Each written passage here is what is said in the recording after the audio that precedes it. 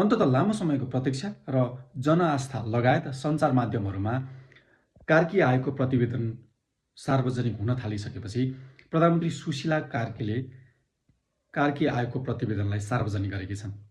लगभग 1000 पेजको प्रतिवेदनमा विभिन्न पक्षलाई समेटेर जेनजी आन्दोलनमा भएका गतिविधिबारे उल्लेख गरिएको छ।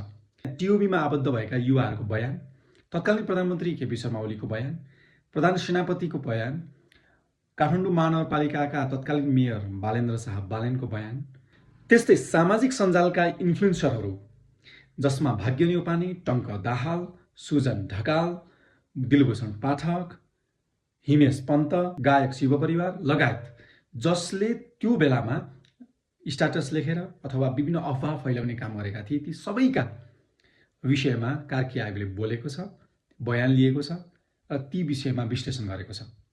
त्यस्तै प्रहरीको भूमिका, प्रहरीबाट गोली चलेर हत्या भएका युवाहरूको बारेमा भने अनि सेनाले गरेको गतिविधिप्रति संशय, अलिकति शङ्कापूर्ण सेनाको गतिविधि रहेको भनेर समेत कार्की आयोगको प्रतिवेदनमा भनिएको छ।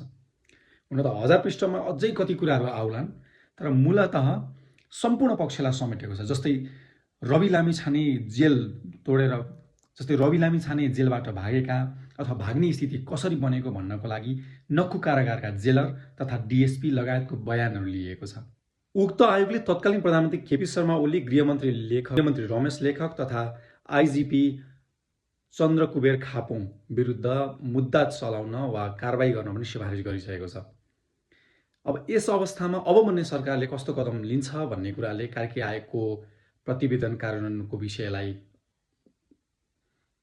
विषयको बारेमा तय गर्नेछ।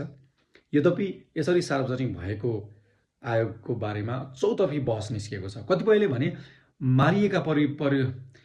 भने प्रहरीहरू जो मारिएका थिए उनीहरूको बारेमा आयोगले नबोलेको भनेर आलोचना पनि गरिरहेका छन् भने कतिपयले एकतर्फी रूपमा पो प्रतिवेदन आएको हो कि भनेर टिप्पणी पनि गरिरहेका छन्।